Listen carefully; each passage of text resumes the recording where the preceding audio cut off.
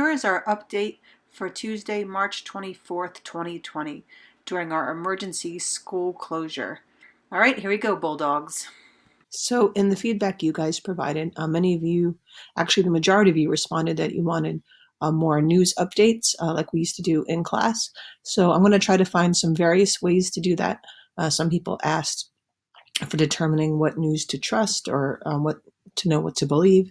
And we'll find some activities and different sources to do that. For now, I'm just going to show you the New York Times because we often had that on our smart board. But also right now, the New York Times has its articles for free for all the articles about the coronavirus. And right now, that's, if you go on the front page, that's about like 95% of them. Remember, when we were on campus, it was the whole New York Times is free, but not at home. But now you still have access to a lot of this. Right? Remember, every news source is a little biased, but this is a pretty good starting point. So the top stories about the virus in the New York region, which of course is where we are. So if you look here, there's a world map, and the dark orange, it means that there's at least 1,000 new cases a day for the last 7 days. So that would be like US, parts of Europe, and Iran here. This shows the US cases. So like you said, where we are, you see the big red circles, about 21,000 cases in New York. This shows how much the markets continue to go down. We talked a little bit about that in class, like, if that was a good time to purchase some, but it's still going down and it doesn't really see signs of coming up anytime soon. And these, if you want to look at some photos, remember we were looking at the webcam from Milan in some of our classes and how empty it was. I did that again yesterday. It still looks about the same. You can look at a webcam from Times Square, see how empty Times Square it is. So if you're need to pass some time today, look at some international webcams and see how empty they are. We also spent yesterday looking at webcams from the San Diego Zoo. If you want to look at some cute penguins and elephants, I suggest that. Anyway, Britain is now ordered to stay indoors. You see down here, their Prime Minister, Boris Johnson. So they're sort of in the same scenario that you guys are. The White House is sort of talking about what we just mentioned, that the New York metro area is the worst place for it right now, about 5 times the rate of other areas. Now also the House, but the Senate has been going back and forth for a few days trying to pass a bill to release money for people. The debate right now is that Democrats want it to have stronger protection for workers as opposed to businesses. Republicans just sort of want something to pass. There will be something passed, I'm sure, within a few days. You can look at C-SPAN. I know we play C-SPAN in class sometimes, and you can actually listen to them debate.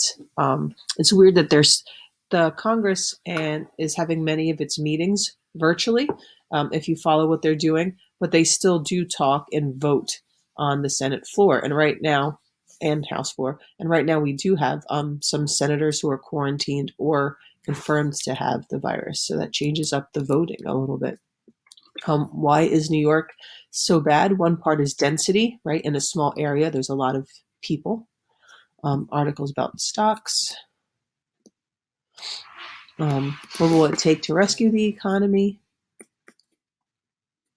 What South Korea did to stop the spread, and maybe we can do that as well. If you want some coloring to do, you can go here and print out some New York City coloring books. If you do that, share them with me. I'm curious to see if anyone does it. That'd be sort of fun to watch. Pictures from the emptiness around the world, how it's affecting our life. You guys could answer and talk about that. There's also a news story about there was a fancy, rich person party in Connecticut with about 50 people, and how that became a reason why it did spread throughout this area, but actually the world. So people aren't be happy with those people at that party, right? Social distancing people. Young people can get it too. I know we talked a lot about that we shouldn't be too concerned about getting it, just spreading it, but there's new news that it can harm um, people that are younger. Drug studies, tracking deaths, almost something about the election now, right? That still is going on. Some of them are being postponed. We'll keep you updated with that. Um, so there we go. If there's any one particular of these you want us to focus on, let me know and we can talk about it tomorrow. Otherwise, I have some other ideas of what we can do. All right. If you read any of the articles, let me know as well. Let me know what you think. Today, for Women's History Month, we'll be featuring Matilda Joslyn Gage, who was born on this day in 1826 in New York. She was a suffragist, abolitionist, and Native Americans' rights activist.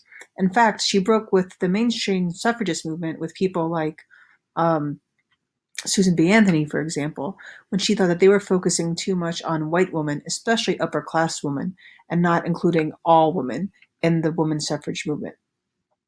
At the 1852 convention in Syracuse for women's rights, she was only 26 years old. She was there with her 7-year-old daughter, and she was the youngest speaker at the convention.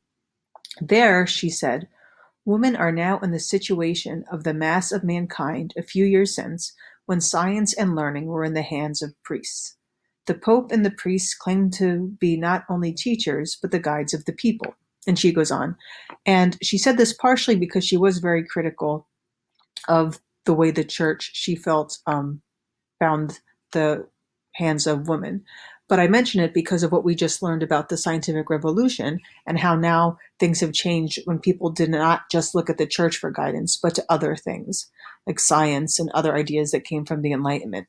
She ended her speech by saying, "Self-reliance is one of the first lessons to be taught our daughters. They should be educated with their sons and equal with them, taught to look forward to some independent means of support.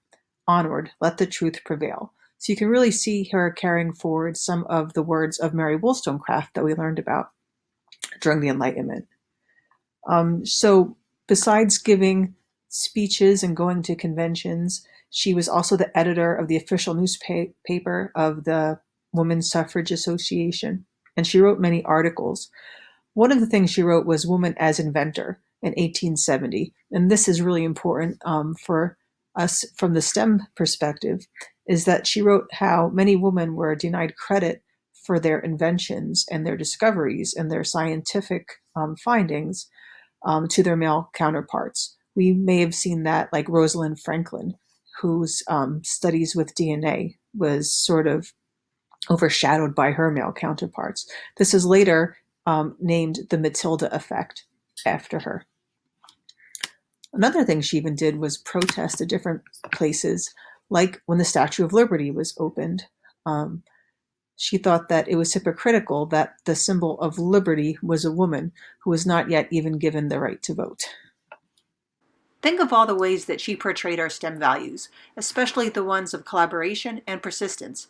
Sometimes it takes many years to achieve your goal, but it's always worth working towards. For today's plan, make sure to watch the 2 videos on the Haitian Revolution that I made for you guys on our YouTube channel, and then complete the Google form with questions on it. Make sure to answer all the questions. Thank you to all of you who answered the Google form and provided feedback on what we should do moving forward. And if you have the time, please keep working on your contest. I will hope to see some more winners. Stay safe.